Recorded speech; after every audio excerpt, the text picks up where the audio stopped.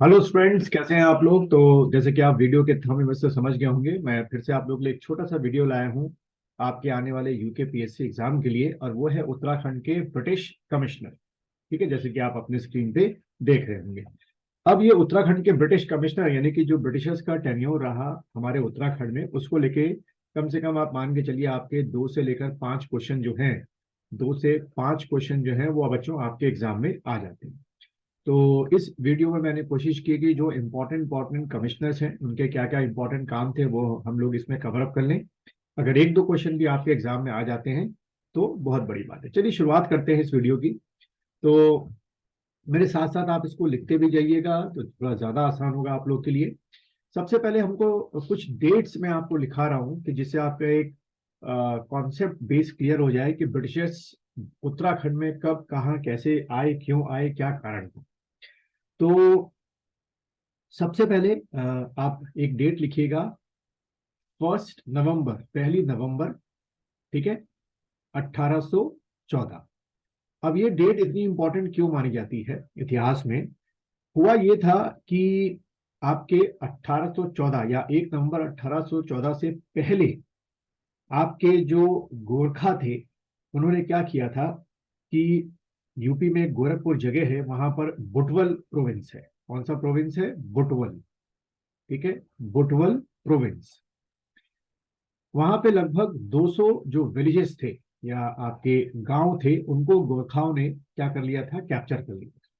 ठीक है, और वजह ये थी कैप्चर करने की कि उस समय नेपाल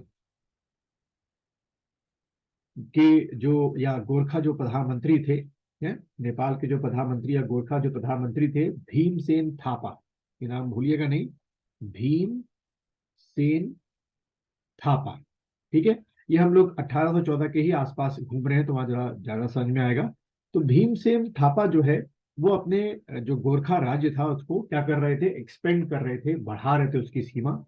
और उसी के बढ़ाने के दौरान, यानी कि ये जो विस्तारवादी नीति होती है, एक्सपेंशन जो पॉलिसी होती है, उसी में ही भीमसेन थापा के कहने पे गोरखा सेना ने अंग्रेजों के 200 गांवों को, जो कि पटवाल या बुटवाल प्रोविंस में गोरखपुर के पास था, उसको कब्जा लिया था।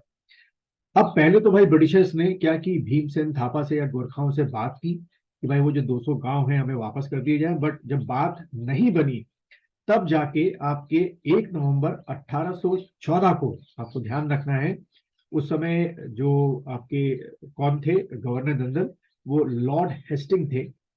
ठीक है, लॉर्ड हेस्टिंग, उन्होंने भाई आदेश दिया कि गोरखाओं के विरुद्ध जो है वो क्या छेड़ दिया जाए? युद्ध छेड़ दिया जाए कि अगर हमारे वो गांव वापस नहीं कर रहे तो भाई युद्ध तो करना ही पड़ेगा। ठीक है, तो इसलिए ये डेट और ईयर आपको याद रखना है कि गोरखाओं के अगेंस्ट में ऑफिशियली वॉर जो ब्रिटिशर्स ने शुरू की, तो आप टिक करके आएंगे 1 नवंबर 1814 को शुरू की। उसके बाद समय आगे बढ़ता है और लगभग 4 दिशाओं से, फॉर फ्रॉम 4 डायरेक्शंस, जो ब्रिटिशर थे उन्होंने गोरखाओं पे क्या किया? अटैक किया। ठीक है, अब ये 4 जगह कौन कौन सी थी? एक तो आपके बिहार के रास्ते से गोरखाओं पे अटैक किया गया। दूसरा जो अटैक था आपका, वो गोरखपुर के जो रास्ते था, ठीक है, गोरखपुर, उसके रास्ते से अटैक किया गया। तीसरा अटैक जो है वो हमारे इधर देहरादून जो है उसके रास्ते से अटैक किया गया।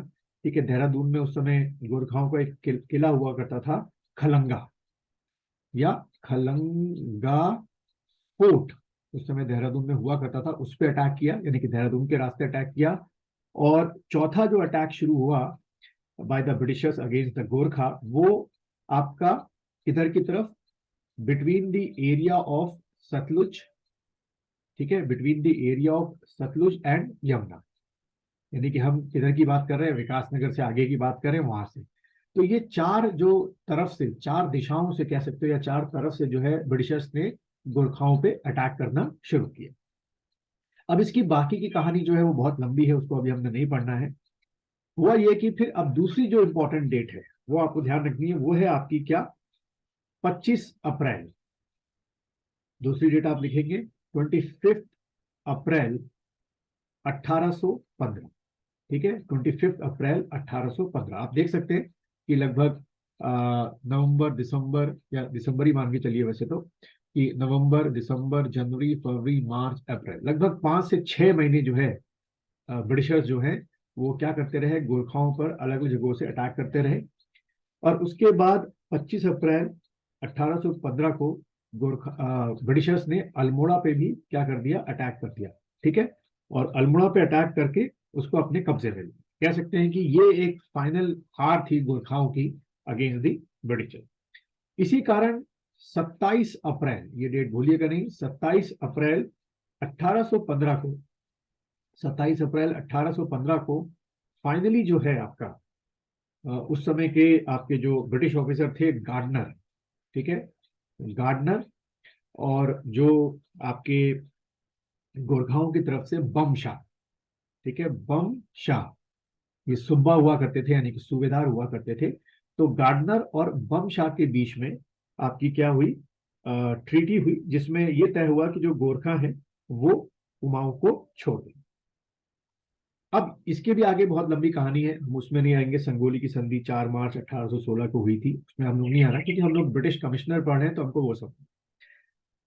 इसका मतलब ये हुआ कि 27 अप्रैल 1815 को आपके गोरखा इस बात के लिए राजी हो गए कि अब वो आपके किसको, अल्मोड़ा सहित लगभग लगभग पूरे उत्तराखंड को क्या कर देंगे, यहां से छोड़ देंगे।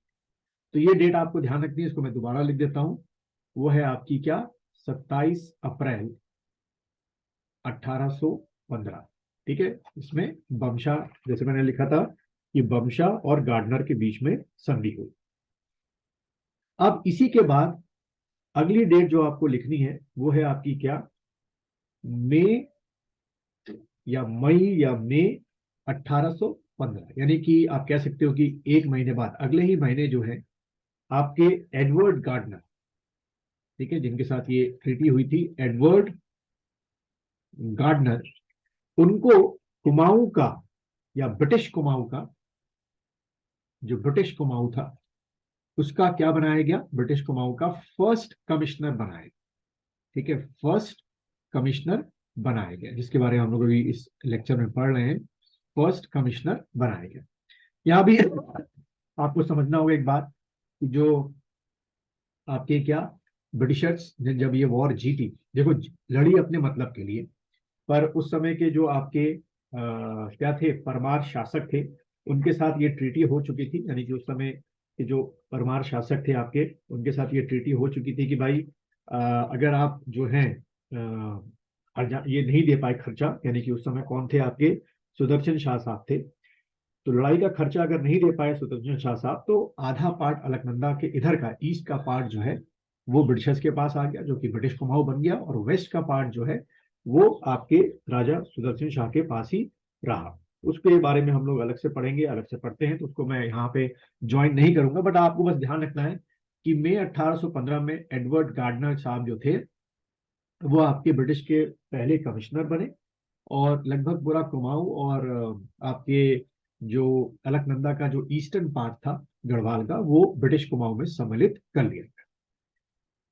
तो यहां से फिर अब ब्रिटिशर्स के जो कमिश्नर है उनकी कहानी शुरू होती है, और वहीं से आपको समझना भी है कि क्या कहानी शुरू होती है। तो मुझे पूरी उम्मीद है कि अभी तक आप लोग जो ये 4 तारीखें मैंने आपको लिखाई, 1 नवंबर 1814, 25 अप्रैल 1815, 27 अप्रैल 1815, और मई 1815, ये 4 तारीखें आपको ध्यान में रखनी है, कि जिससे आप एक लिंकअप कर सके कि ब्रिटिश कमिश्नर की नियुक्ति कैसी हुई। तो अब हम पढ़ेंगे किसके, एडवर्ड जो गार्डनर है उनके बारे में पढ़ेंगे, कि एडवर्ड गार्डनर जब यहाँ रहे एज अ फर्स्ट कमिश्नर, तो उनके क्या क्या आपके काम रहे जो आपके एग्जाम में पूछे जाते हैं। तो सबसे पहले कि उनका जो टाइम पीरियड रहा, कार्यकाल जो रहा, वो सिर्फ 9 महीने का ही रहा। वजह ये थी कि फिर ब्रिटिश सरकार ने इनको कहाँ भेज दिया, काठमांडू अपॉइंट कर दिया था, कि वहां जाके आप बाकी की जो गोरखास के साथ जो ट्रीटीज है उसको इम्प्लीमेंट करवाए। ठीक है, ये गार्डनर का जो एक ही काम सबसे पहला समझ में आता है और अक्सर पूछा जाता है एग्जाम में, कि इन्होंने जो आपके बच्चों की, ठीक है, जो चिल्ड्रंस की आपकी खरीद फरोख्त होती थी, सेलिंग एंड रीसेलिंग होती थी, क्योंकि गोरखाओं के शासन में यहाँ के लोगों को क्या किया जाता था, खरीदा और बेचा जाता था। हरिद्वार को उसका सेंटर बनाया गया था। तो इन्होंने बच्चों की जो खरीद फरोख्त थी उस पर रोक लगा, ठीक है। पूरी तरीके से बंद नहीं हो पाया था, रोक लगा दी, मतलब कई किताबों में लिखा है कि उसको इलीगल जो है वो घोषित कर दिया गया। ये इनका सबसे बड़ा एक काम था। 9 महीने रहे। उसके बाद अगले जो आपके ब्रिटिश कमिश्नर आए या कुमाऊं कमिश्नर आए वो विलियम ट्रेल आए, ठीक है। विलियम ट्रेल, विलियम ट्रेल साहब जो हैं वो दूसरे कमिश्नर बन के आए। विलियम ट्रेल साहब का जो कार्यकाल बताया गया, जो टाइम पीरियड बताया गया है, वो है 1817 से लेकर 1835 तक, ठीक है। 1817 से लेकर 1835 तक इनका जो है कार्यकाल रहा। अब अगर हम इनके टेन्योर की बात करें, इनके टाइम पे क्या क्या हुआ, तो सबसे पहले इन्होंने 26 जो परगना थे वो बनाए। यानी कि उस समय का जो भी कुमाऊं आपका ब्रिटिश कुमाऊं था, या ब्रिटिश उत्तराखंड रहा या ब्रिटिश कुमाऊं था, उसको 26 परगना में जो है इन्होंने डिस्ट्रीब्यूट किया या बांटा कि भाई थोड़ा सा एडमिनिस्ट्रेशन करने में क्या हो आसान है, ठीक।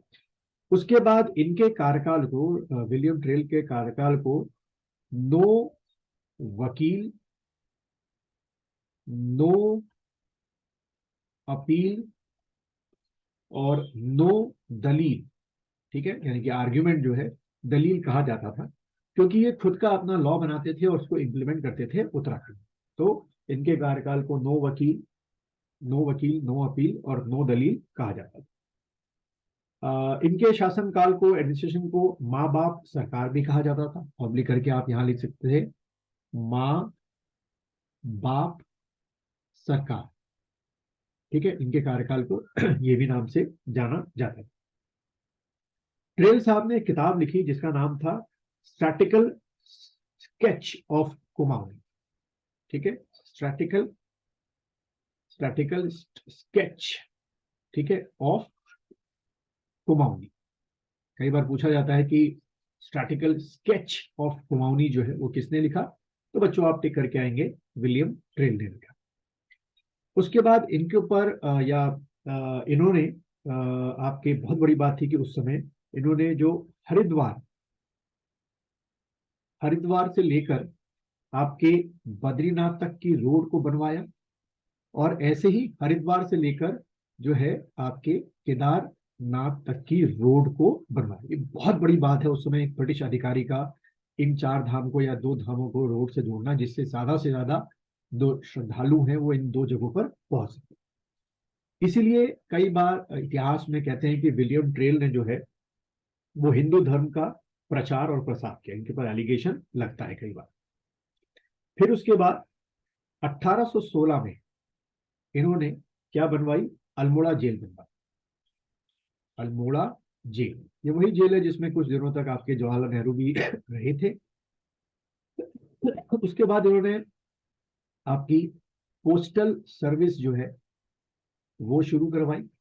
और क्वेश्चन आता है कि ये पोस्टल सर्विस जो है सबसे पहले कहाँ से कहाँ शुरू हुई थी, तो अल्मोड़ा से लेकर श्रीनगर के बीच में पहली बार जो है इनके टाइम पीरियड में क्या शुरू हुई थी, पोस्टल सर्विसेज जो है वो आपकी शुरू हुई थी।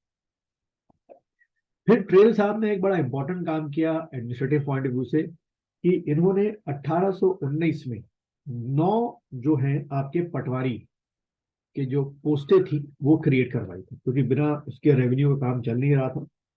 उसके बाद इन्होंने एक और काम किया, और वो काम था कि स्टैम्प पेपर जो है वो इशू करवा दिया। यानी कि जो भी अब आपके सरकारी काम होंगे या जो भी आपके डॉक्यूमेंटेशन होंगे उसमें स्टैम्प पेपर आपको लगाना होगा। इससे सरकार की जो इनकम थी वो भी क्या हो गई थी, आपकी स्टैम्प पेपर से बढ़ गई थी।